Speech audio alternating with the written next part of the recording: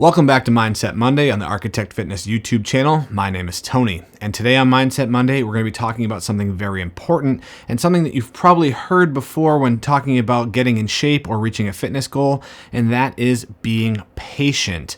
Now, on the surface, a lot of us take that in and think, yeah, I know that I need to be patient when it comes to reaching my goals, but in practice, we don't do such a good job with that sometimes.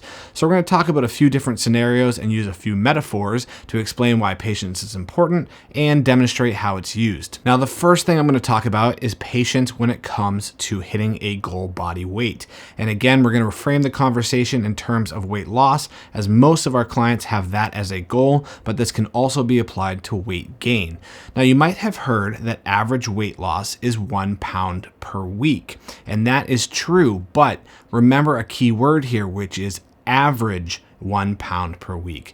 And that doesn't mean that you're guaranteed to lose 1 pound per week, even if you're doing everything correctly.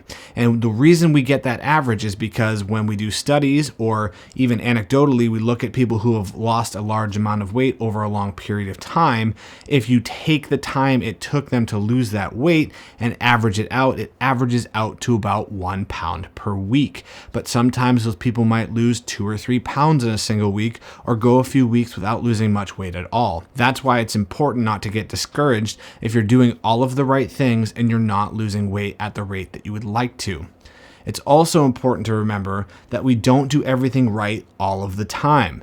Even people who are highly successful with their weight loss slip up every once in a while and break the important habits that they need to employ to lose the weight that they want to lose. This brings me to my next point, which is being patient with yourself when you make a mistake. A lot of people think it's try, fail, stop. But in reality, it should be try, fail, try again. If you make a mistake with your nutritional plan, your exercise plan, whatever it may be, don't waste any time beating yourself up about it. Just get back to doing the things that you need to do to succeed right away. Be patient with yourself. Realize that even the most successful people aren't perfect all of the time. In fact, the most successful people will probably tell you that being patient with themselves and realizing that they're human and that there's going to be some roadblocks was the key to their success in the first place. Now, I'm going to tell you a little story about one of my athletes that was trying to make an international weightlifting team. This athlete was right on the cusp of being able to do numbers that they needed to do to represent the United States at the Junior Pan American Championships, which is a pretty big deal in the sport of weightlifting. If he was able to hit the numbers in competition that he was hitting in training, it was basically going to be a shoo-in that he would make it. So he was pushing really hard in training to make that team, gearing up for the qualifying competition that we needed to do to get on the Junior Pan Am squad. And a few weeks before the competition, he actually injured himself in training. Now, he was very upset with himself, thinking that he totally blew his chances to make the team. But I told him, be calm and be patient, and we'll see how you're feeling come the qualifying competition. So about a week out from the qualifying competition, he was feeling good enough to lift. And I said, okay, let's ease back into it. But because he was so impatient and so anxious about making the team, he didn't want to go light in training the week leading up to the competition. He wanted to go heavy and see where he was at and rebuild some confidence going into the competition. Well, what happened? He went heavy in the gym, injured the same injury again, and was completely unable to compete and didn't make the team. Now, fortunately for him, he was able to make the team in 2019, but he had to wait a whole year to reach his goal. So the point of this story is, if you're not patient now, your body and life will force you to be patient later. And that's what drives me a little nuts with clients sometimes, is that they'll tell us that the progress they're making isn't fast enough. They're not building muscle fast enough. They're not losing weight fast enough. But here's the thing. If you quit, if you give up on what we're doing, you're never going to get there. So it's better to get there later than you want than not at all, because living your whole life never reaching your goals requires the ultimate amount of patience. Now, I would be remiss if I didn't use myself as an example, because I like to lead from the front and show you guys that I am actually in the trenches with you doing all this myself. And we're going to take a quick look at my weight loss progress over the last year plus. Now, there's a couple things I want you to keep in mind when we're looking at this graph. Number one, I did not start tracking my weight regularly until I was just about 300 pounds, but at my absolute heaviest, I was 315 pounds, but you're not going to see this represented on the graph. Number two, although I weigh myself daily, this graph is for a weekly weigh-in, so there's not as many data points as the daily check-ins. And last, what do you notice about this? There's a lot of up and downs. In particular, there's one big spike, which was right around the time of my second pacemaker implant, which was July of 2018. I was in a really bad place mentally. I was not having a whole lot of faith in the medical community at that point, since I had experienced so many complications with my first pacemaker, and I was pretty convinced that this new one wasn't going to go very well.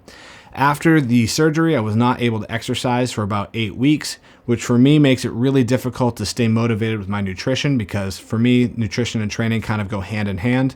And combined with the fact that I had just spent a whole year dieting down and actually being pretty successful, even though my heart function was only about 40%, I was just a little bit burnt out and feeling like I wanted to give up. So on this graph, you can see where that spike was, and I actually gained almost 20 pounds back of the 60 that I had lost. But when I was cleared to exercise again and all of my tests for my heart came back positive, I decided, oh well, I've gained 20 pounds. There's no point in sitting around and having a pity party. I just need to get back to doing the things that made me successful in the first place. And that's exactly what I did. And lo and behold, here I am back at my pre-surgery weight and feeling better than ever. So of course I would have been better off if I was able to maintain my weight loss through the surgery and through those 8 weeks, but that was just not a reality for me at the time. But instead of beating myself up, I was just patient and I worked day by day to get back to where I am now. And now I'm at a point where I'm looking forward to moving even further than before I had with my surgery. So since I love to employ metaphors so much, let's talk about money. So let's say losing weight or gaining muscle was like working a job and trying to save up to buy a nice new car, go on a big vacation, or maybe just for retirement. Working out and eating right and going to the gym and doing those kinds of things for 1 week, 2 weeks, 3 weeks, 4 weeks, and not seeing the results that you want and throwing in the towel is kind of like starting a new job, saving every penny that you make, and then checking your bank account in a month and wondering why you're not a millionaire. The truth is, long-term progress comes from each individual day, bit by bit, chipping away. As the famous saying goes, how do you eat an elephant? One bite at a time. Now, before we wrap things up, I want to bring up one last point, which is the danger of convincing yourself that you're working hard when you're actually not. So it's important to be patient, but if you've convinced yourself that you're doing all of the things that you should be doing, but you're kind of fudging some of it, it's a very bad habit to get into, because then you're going to have the psychological burden of having just grinding away every day when you're really not actually doing that.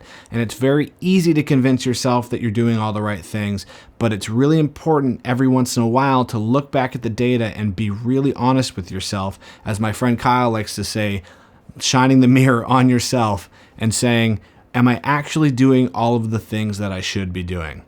So before you go and throw the baby out with the bathwater, as they say, and totally change your weight loss or weight gain strategy, really take an honest look at your compliance with all the things that you know you should be doing, whether it's nutrition, training, just general activity habits, or whatever your plan entails. If you're not seeing the results that you want, and one of those things on your list that you should be doing is missing, start with that before you restructure the whole thing. Again, employ some patience. I'm Tony from Architect Fitness, and this was Mindset Monday, and I'll see you guys on Friday for Food Friday.